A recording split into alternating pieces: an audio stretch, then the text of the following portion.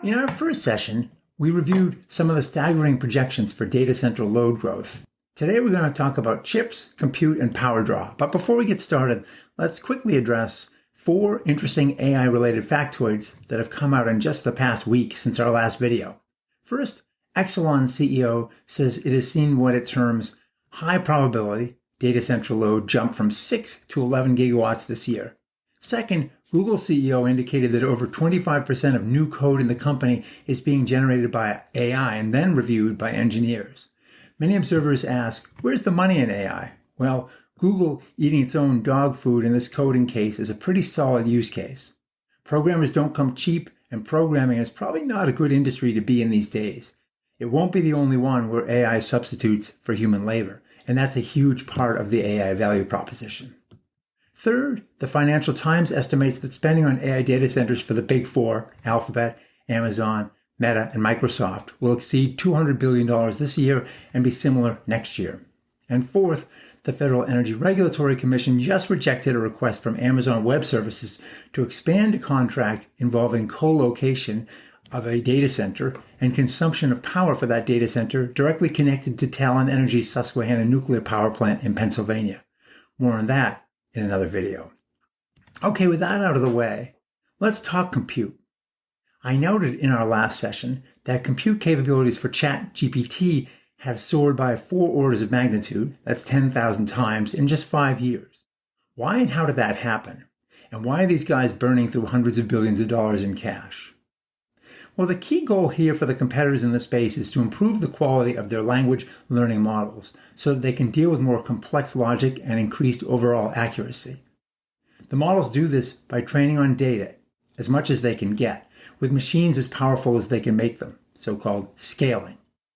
One of the best independent analysts, Epic AI, indicates that in recent years, the compute capability has been growing at a rate of around 4x annually, a growth rate that vastly outstrips other technological surges such as cell phone adoption.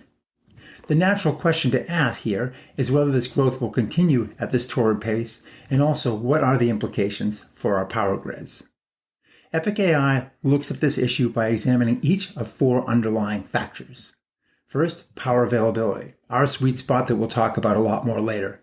Second, global chip manufacturing capacity and availability.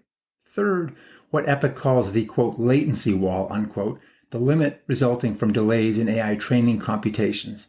And fourth, the availability of data to train on. Let's have a brief look at items 2 through 4, since we'll deal with power in its own session. First, let's discuss the chips. They are in high demand these days.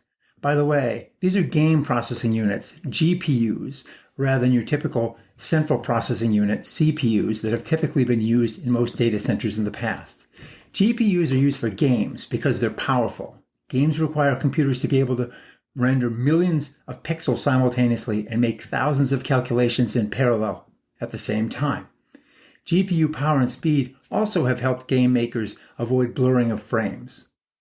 So the GPU's ability to bring power and parallel processing changed the AI game, since like game makers, AI data centers needed machines that could process huge amounts of data in parallel, performing highly complex calculations at rapid speeds and far more efficiently than CPUs ever could. Those chips also keep getting better, but they're in high demand. They're also expensive both to develop and buy. Leading chip maker Nvidia's newest Blackwell chip cost the company about $10 billion to develop and create, and buyers are anteing up $30,000 to $40,000 per chip. Yep, that's right, $30,000 to $40,000. And that same Blackwell chip draws between 700 watts and 1.2 kilowatts depending on the configuration and cooling strategy. Yep, that's right as well. Nvidia currently has about 80% of the GPU market share, followed by AMD, and right now the industry cannot keep up with demand. But Google, Amazon, Meta, and Microsoft are all at work developing their own chips, so that supply strain may eventually ease. Next, let's look at this thing called latency wall. This area is way out of my strike zone, but I'll try my best. It takes a certain amount of time, latency, for an AI model to process each data point, and that latency increases as the model size and complexity grows. Models train by separating data into batches that can be addressed in parallel. but the batches can only be so large. At a minimum, each AI training run takes as long as is needed to process a batch. The more batches you have to process, the longer the run takes. Today's latencies aren't that big. Batches can be processed quickly.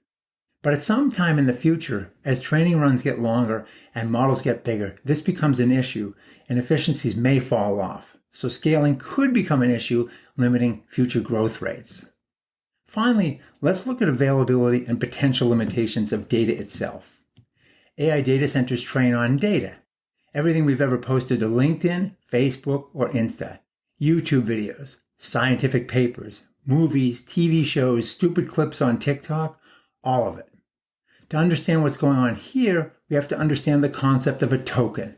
That's the smallest element into which text data can be broken down in order for AI models to process it. So, for example, Juliet's plaintive query, "Wherefore art thou, Romeo?" would be represented by 7 tokens, or at least that's what Perplexity AI told me when I asked it. It broke "wherefore" into 2 words, but did allow for the possibility that it might be tokenized into 6 elements instead, 4 or 5 words, "Wherefore art thou," as well as the comma and the question mark. For images, audio chips, or videos, computers typically break these into smaller patches for tokenization. 1 picture or 1 second of video might represent 30 tokens. Get it? Now these tokens, which essentially serve as the link between our languages and images and formats accessible to computers, can be processed at lightning speed, but computers can only handle so many at a time, so models need to be continuously optimized. It's estimated that the web holds about 500 trillion words of unique text, which may grow between now and 2050 by 50%. Add in images, audio, and video, and you might triple that. So as much as 20 quadrillion tokens might exist for computer training by the end of the decade. That's a lot of raw material. But projections are that with ever faster computers and more efficient algorithms, we might actually run out of data to train from as soon as 2026. Well, what then? Well, the current thinking is the machines will then learn to generate their own synthetic data. How? Well, for example, some machines have learned to play games or solve mathematical problems through the process of training on data they themselves have created. Or the machines could find other ways to learn. This uncertainty leads to a critical question for utilities. What if we build all this infrastructure and then by 2030 there's less to do with it? The phrase stranded assets should certainly come to mind. Or what if chips become increasingly more efficient so that they require less electricity both for processing and for addressing the waste heat they generate? Nvidia claims that its GPUs used in training have seen a 2,000-fold reduction in energy use over the past decade. To date, those gains have simply allowed data centers to do more, and their appetite appears endless. But what if future gains continue?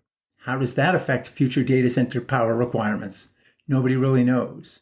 What we do know today is that the power grab continues unabated for now, and data centers are looking at all kinds of supply strategies to get the juice wherever they can. And that's the topic we'll focus on in the next session.